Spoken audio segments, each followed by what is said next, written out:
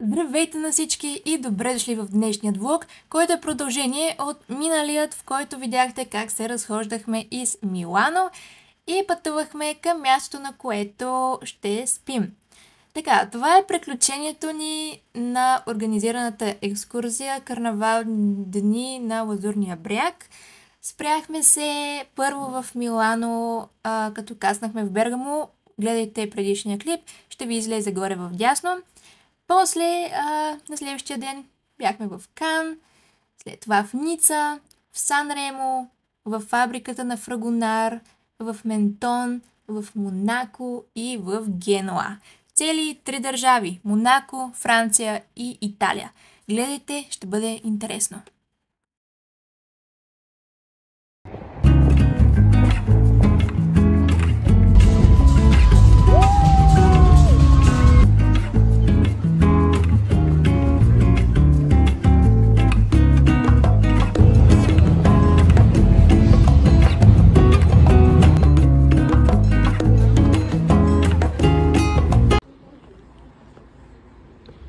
Отиваме на закуска. Тук е малко мокро или сами или валял. Или просто лъха на мокро. Не. Не знам. Ма е доста зелено. Капна ми, капе. Я виж. Тук вече е пораснало това цвете. Да, маслини. Там е закуската. Дано да е хубава. Не ми се ядат днеска яйца. Закуската главно от сладки неща. Чай, млекице.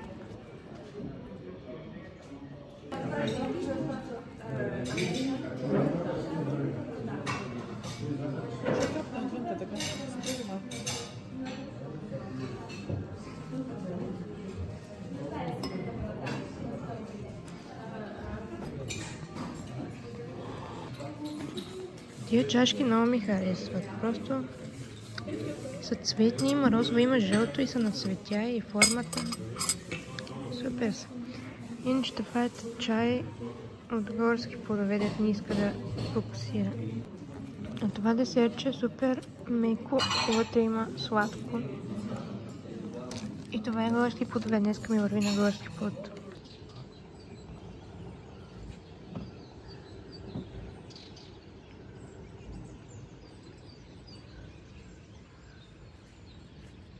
Тук нещо пуши горе. Много е свежо, леко капе. А долу има много маслинови дръвчета. Така го покриват съвсем водата долу. Според мен са лимони.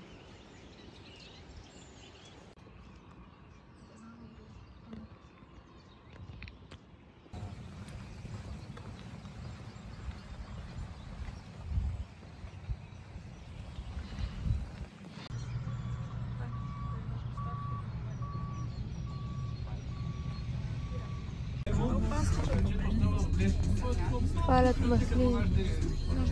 Да, тук е цялата голяма опалят.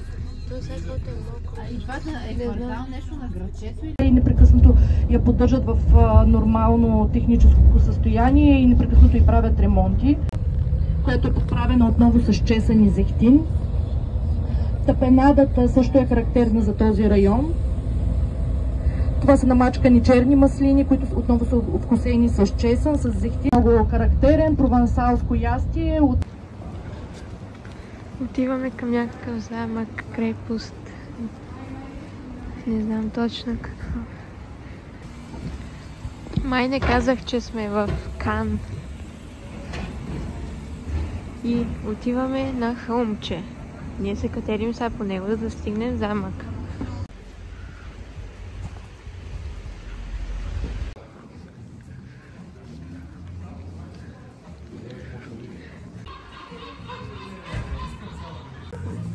Това ресторант доста ми харесва. Особено тая масичка. Свежо е тук. Не са толкова избелели сградите. свежи цветове. Ето ни вече на върхът на хълма Сюке, където се намира църквата Нотр-Дам де Есперанс, която е от 16 век в готически стил, каменна фасада с дървен таван отвътре. И така, от тук гледката към Кан е доста голяма и хубава. Сега ще видите. Това е Богородица.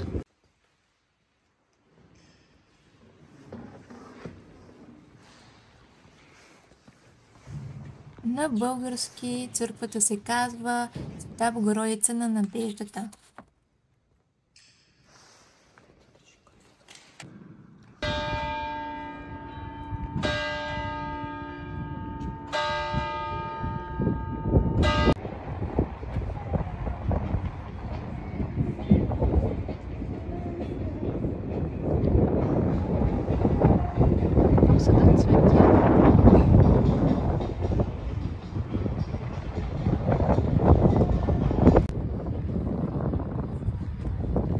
Почти толкова лесно, колкото тази чайка, ние слезнахме от хълма и се озовахме пред алеята на дланите.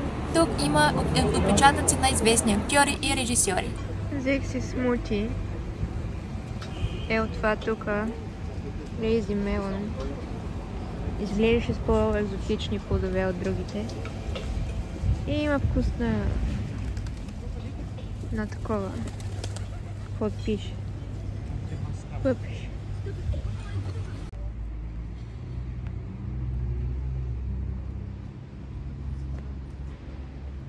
Под всяка плоча пише името на звездата и годината, в която е оставила отпечатъка си. Можем да намерим имена като Анджелина Джоли, Силвестър Сталон, Антонио Бандерас, Уил Смит, Морган Фриман и много такива известни актьори, режисьори, които са били тук. И да, имаше и на места плакати с снимки. Защо точно тук? Защото това е световната столица на киното. Именно тук се провежда един от най-престижните филмови фестивали в света.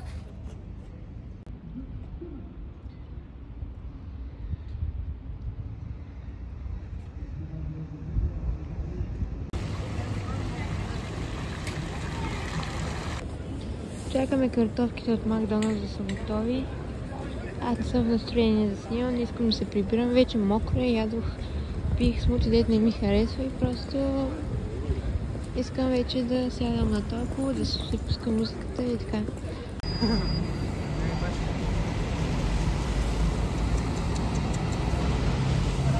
Какво ме на този автобус? Нищо му няма.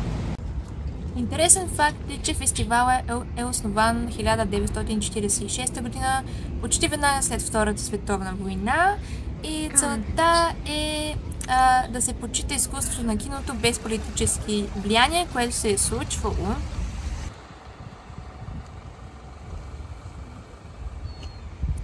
Толкова за Кан. Ето ни вече в Ница, където главно дойдохме, нали, заради фестивала. Тази година беше на тема Краля на моретата. Всяка година има различна тема.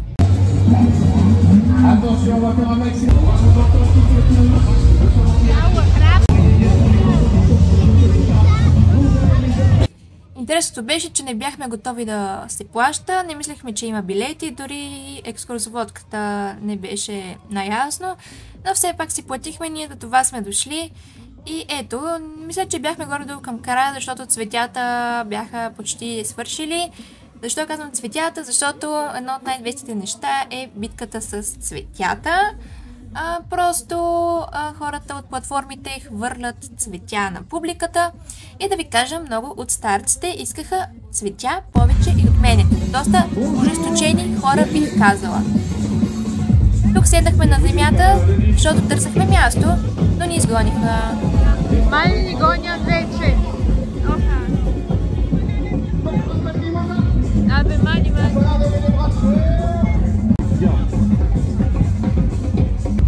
Поживяхме си отпред.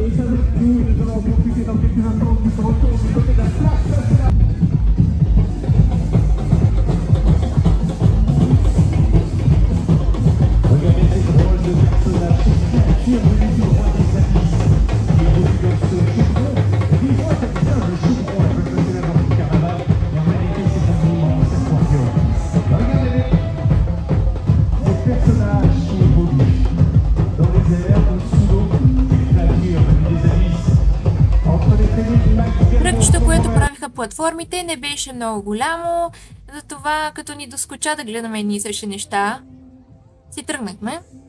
И се преместихме на два пъти. Тук беше едното ни място, но се преместихме на едно място, дето виждахме много по-хубаво. Имаше и места, на които хората си бяха платили да са, но да ви кажа, ние се намерихме много хубави места, на които нямаше много хора, само няколко старци. Но да ви кажа, както мисля, карнавал беше горе-долу на края си, затова хората си бяха тръгнали повечето, не знам.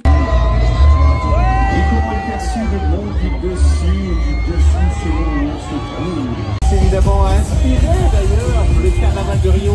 Aujourd'hui vous accueille et vous faites partie des 30 000 personnes présentes justement sur le site.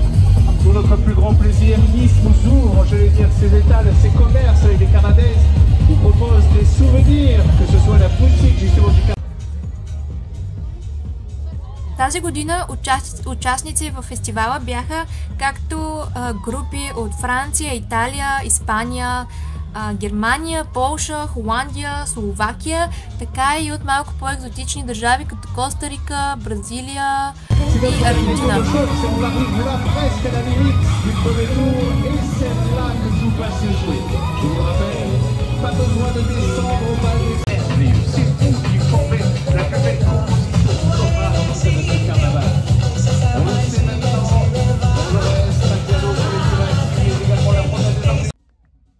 Както ви казах, тази година карнавалът беше насочен към темата Кралят на океаните и си имаше екологична цел, модерно е, именно за повишаването на обществената осведоменост за запазването на морската среда.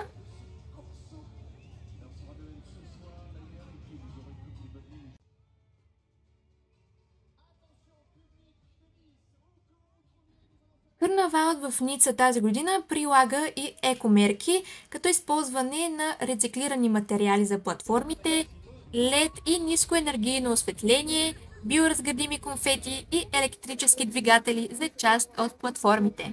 Évidemment, nos placeurs et nos placeuses qui vont à votre approche, qui vont à votre rencontre, vous voulez donner ces fleurs à toutes et à tous, l'envie de partager avec le monde entier justement notre trésor national, le trésor de la Côte d'Azur, le fleur des Mimosas.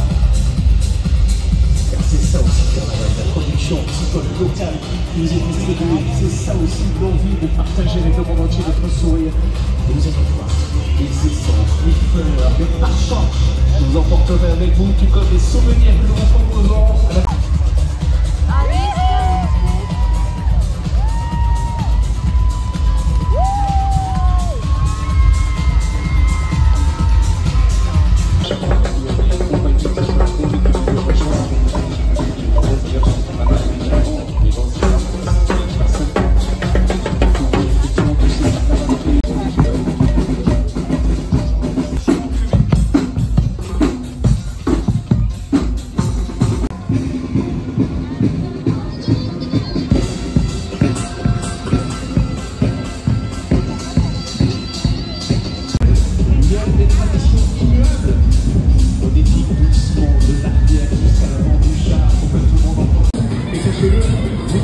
Profitez pleinement de ces fleurs.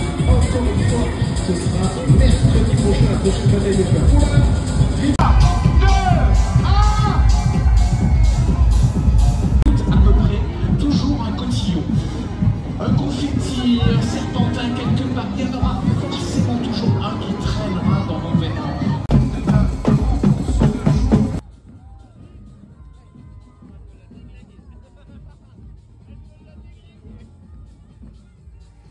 Наистина исках да си тръгна с хубав букет от този карнавал, не само с едно от тези жълтичките, които всеки един човек го имаше. И затова борбата беше ожесточена. Успях да фана една роза за щастие и едни розови цветчета, ама си беше тегаво. Много се радвам. Даже си запазих цветята. Мисля да го направя с нещо с смола, като на бижу.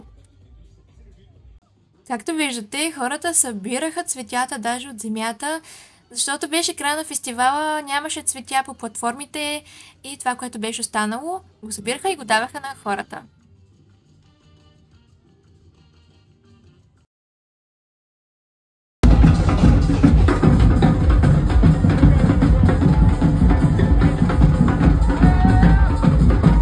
Костюмите много ми харесаха, но музиката ми беше малко. Повече чувах как някакъв там французин говори, не разбирам. Исках повече музика, хора. Това беше.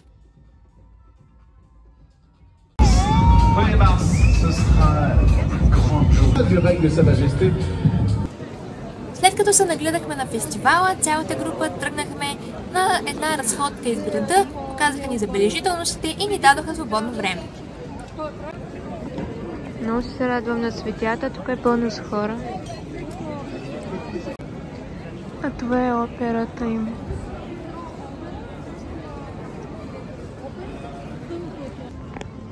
Имахме опция да се качим горе на панорамната гледка и водопада, или да имаме свободно време и да се разходим, да ядем или каквото искаме да правим. Ние с още една група хора качихме се догоре, но повечето от групата ни останаха долу. Много цветята. Ох, с тази гледка.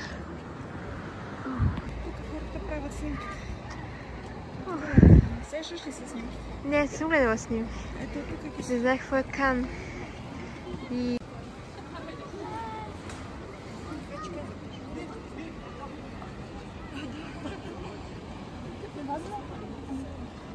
Хората, които не се качиха, наистина изпуснаха много. Гледката беше уникална, станаха много хубави снимки. Буквално най-много се заслужаваше това място.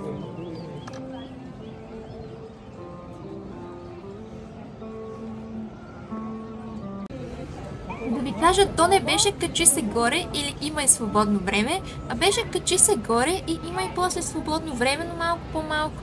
И това малко време не стигна, за да влезем в дълбините на Ница.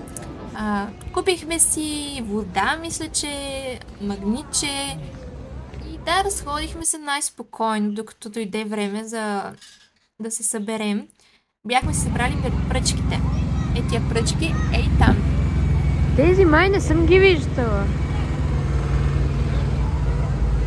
Наистина не съм.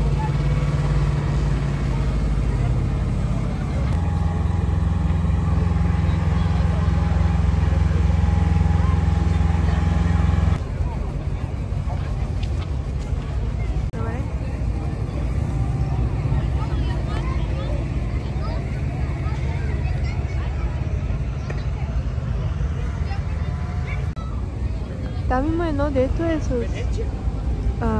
Ким Чен Ун, този Тръмп.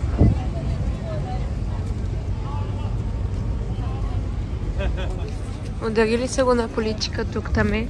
Иначе сега вече тръгваме към автобуса да си захождаме.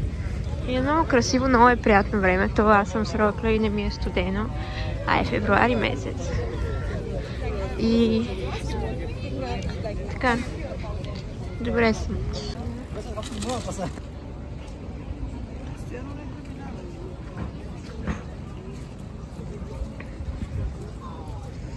Светнаха лампите на палмите и не само.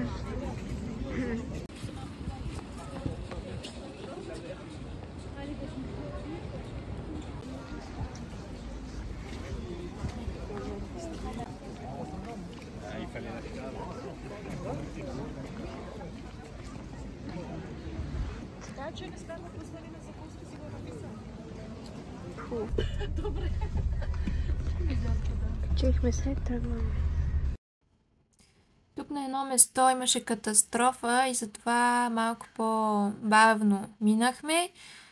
Мисля, че обаче ни чакаха в ресторанта, защото мисля, че бяхме прекрачили часовата им уговореност за вечеря.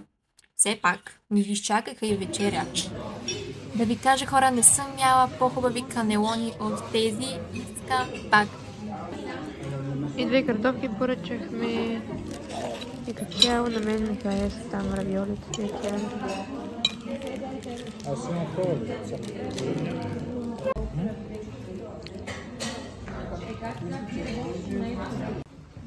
Без никакви специални ефекти, ето ни в следващия ден. Отиваме на закуска, като цяло ядохме същото.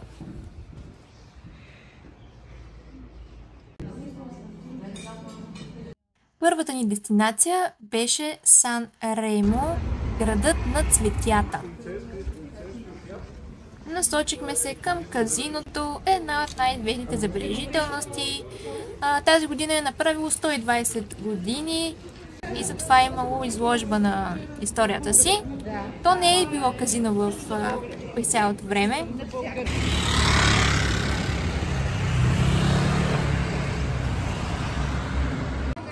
Видяхме и така известния театър Аристон и главната улица Матеоти. Опитахме се да влезем и в руската църква, но имаше някакво празненство и не ни пуснаха.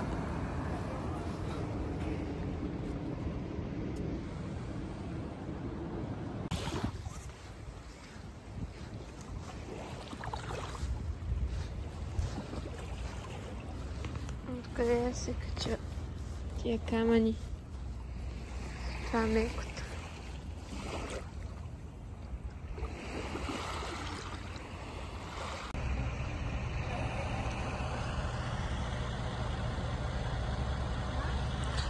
Тук ни е автобус. Ето ни към следващата ни дестинация – Ментон.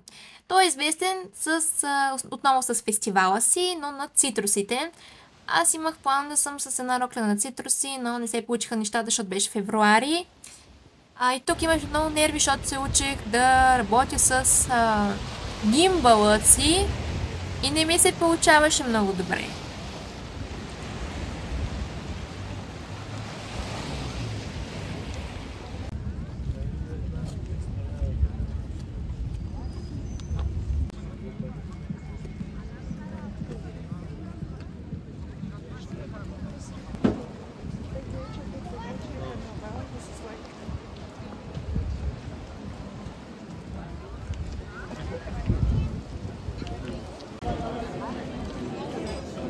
Вече сме в Ментон.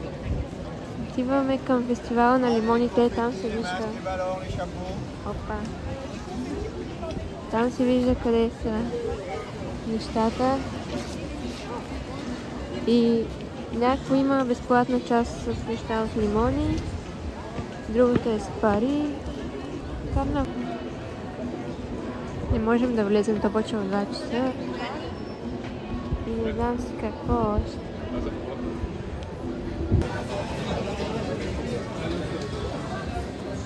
Опитваме се да стигнем до безплатно.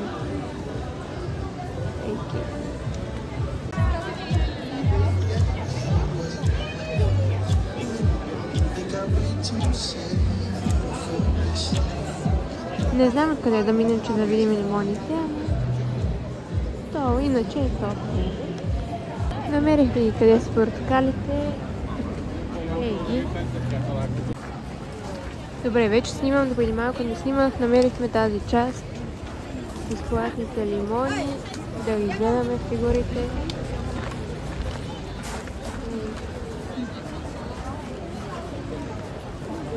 Това ми прилича на Stranger Things, това чудовище.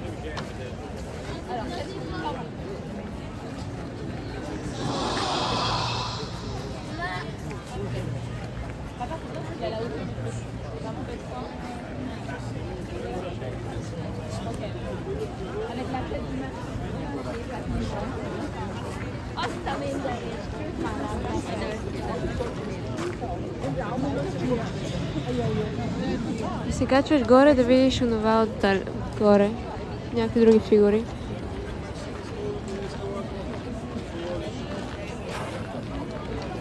Абе, мани.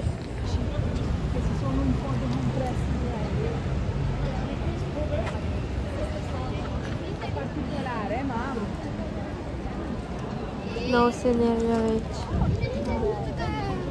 И съм в грешната посока, моля. Много обичам така. И не знам това как да го управлявам и не ми хареса.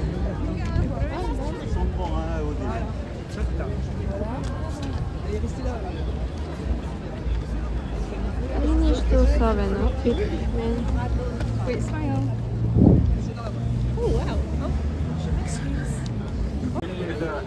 Behind it.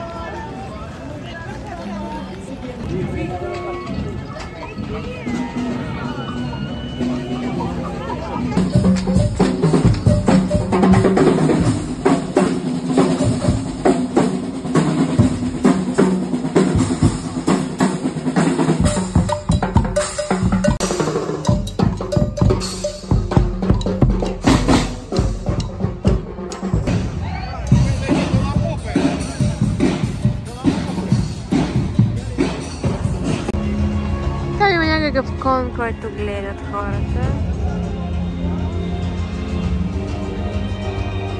Абе има кон. Статуя. Следващата ни дестинация беше Фрагонар в Ес. Това е едно живописно селце на Френската ривиера. А Фрагонар е парфюмерийна фабрика и музей. Основана през 1926 година и марката е символ на френската парфюмерийна традиция. В ЕС фабриката предлага безплатна обиколка, която ние получихме с гид, който ни разказа за как се правят парфюмите, сапуни и като цяло козметика на Фрагонар. Това е доста така известна елитна марка.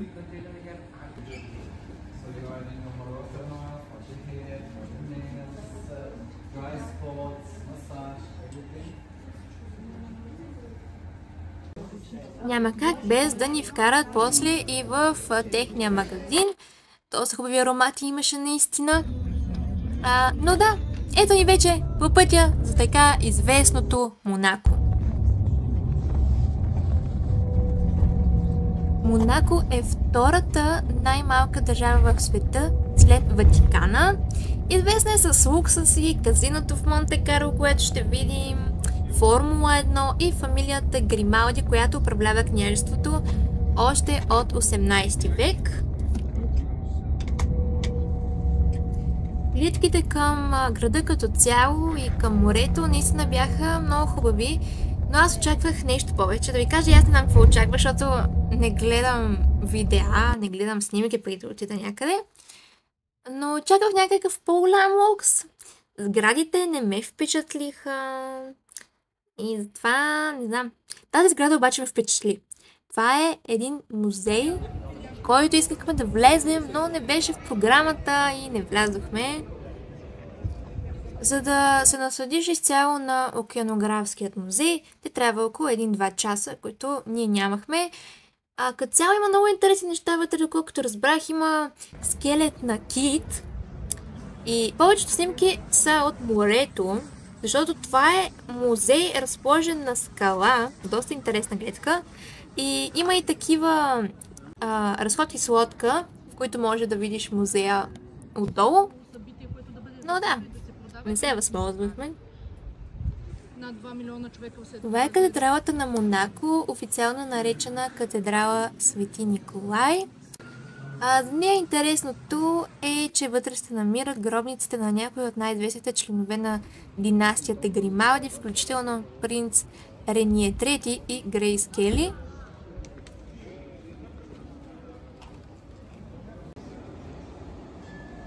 Ето ни и пред княжеският дворец в Монако, разположен на хълм скалата.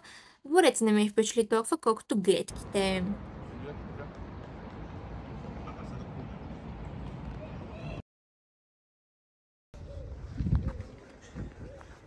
Станаха много хубави снимки тук.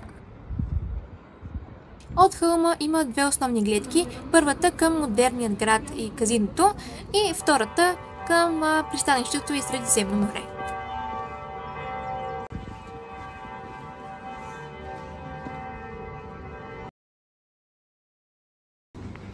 Тук търсихме тоалетна, тази, която виждахме, беше заключена, но малко по-нагоре намерихме една, така че всичко беше окей.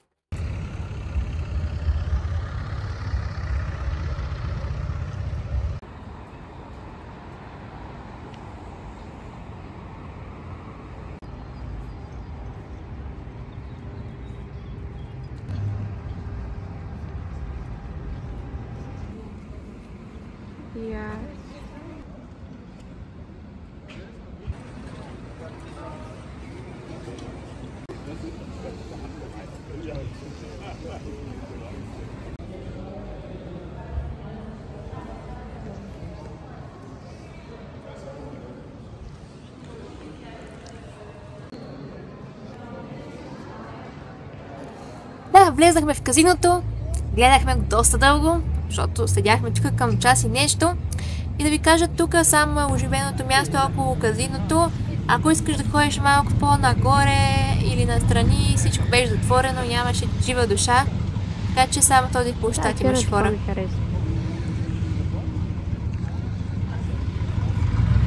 Иначе сега чакаме едни хора, дето чакахме много време, 1 час принципно беше ни времето, където беше предостатъчно.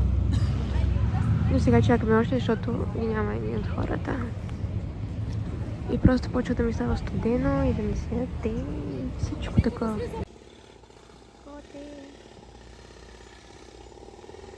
Сега вече се тръгваме. Пак без специални ефекти сме последния ден. Както видяхте, се сбогувах с котката, защото си тръгвахме, нали? Първата дестинация и единствена ни беше Генуа. Там се разходихме и след това директно към летището. Кораб сниман за филм. Това не е просто сфера, това е тропическа сфера, биосфера. Създадена е вътре тропическа атмосфера с нали, растения, животни и до нея имаше тоалетна. Да се знаете, ако ходите. Безплатна беше. С групата се впуснахме в старият град на Генуа и стигнахме до така известната голяма катедрала на Генуа, катедрала Сан Лоренцо. Това е главната катедрала на Генуа, построена в готически стил, с така нетипичното черно-бяло, доста интересни цветове, не бях виждала такава катедрала. И друго по-интересно нещо, че тази катедрала пази мощите на Йоан Кръстител.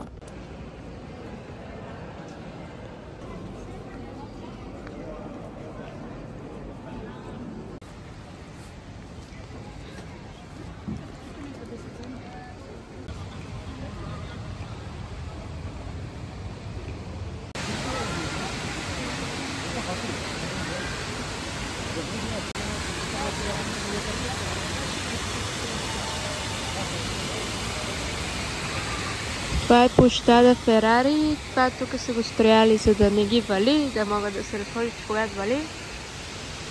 И отдолу има мозайки. Ферари е бил богат финансист. Това разбрах. Красиво е. Да, не е лошо. А това е двореца, в който е живяла фамилията тогава. И е обрисувано. Това е било модерно, което аз не възприемам. Не ми харесва. То просто и чуйте колко е фалшиво, нали? Хубаво е, ама то е плоско. Не може да си кривим душата.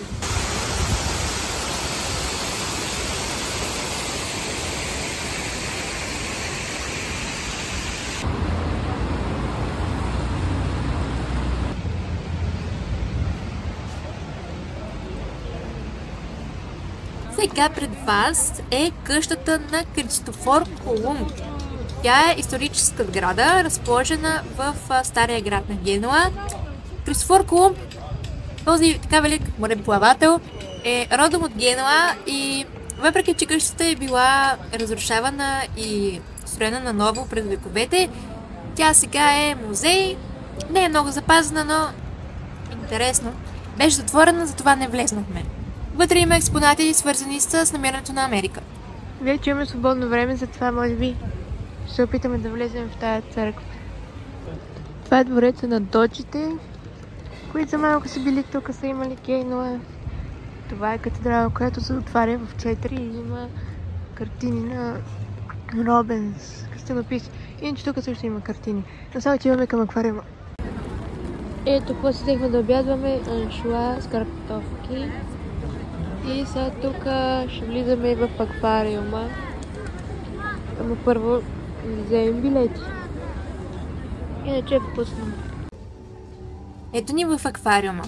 Аквариума в Генуа е най-големият аквариум в Европа по обем и брой видове. Ако ни познавате, ако сте гледали други видеа, знаете, че няма как да не влезем в аквариума. Имаше много интересни риби, като ето тази. И една с доста интересна муцуна, която ще видите след малко. Много ми харесва, много обичам аквариуми. И нали ви актуализирам за всичко, което не ми харесва. Ами заболя ме корема след тази риба, която ядох, но се оправих бързо.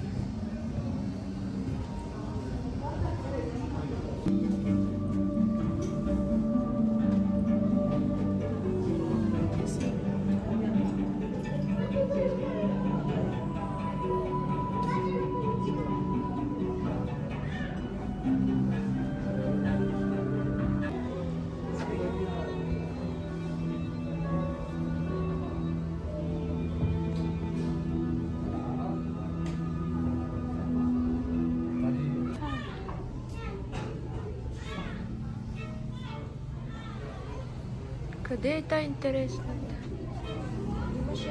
Ето.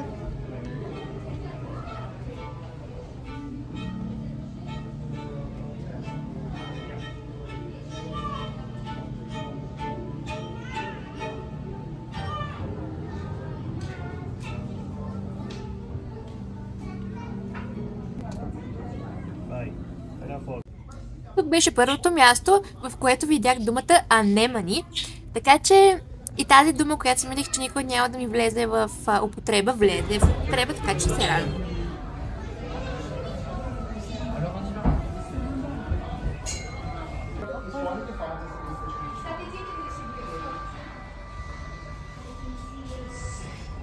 Къде отидох?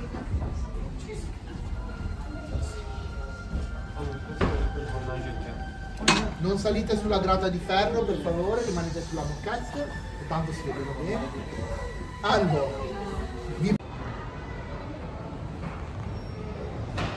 Там се виждат делфините, тук там излизат.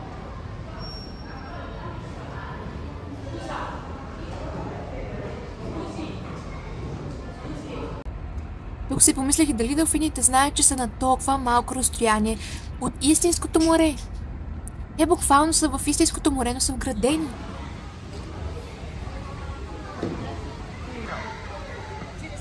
Пипнах. Това е по-такова като желе. Ама има ни там други видове, дето са малко по-грапави. Много се трябва.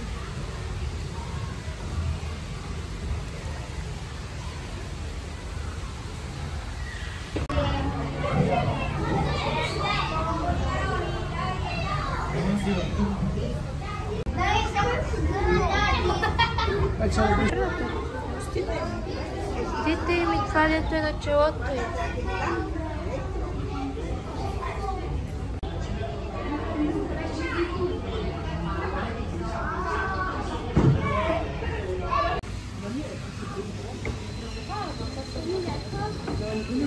Вали ги тук, изкуствено.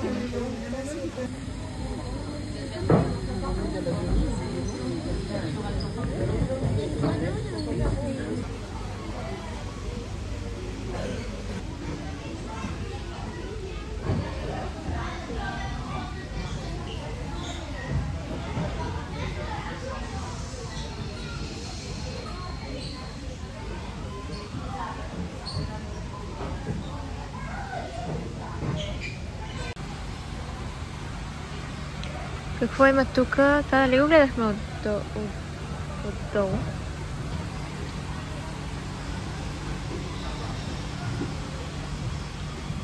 Май не. Долу са костенурки, жаби.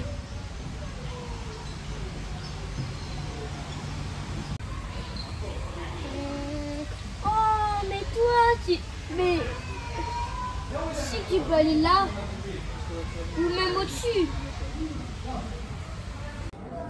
Не знам защо, но стигнахме ли тази част от аквариума, се сетих за тази сцена от After.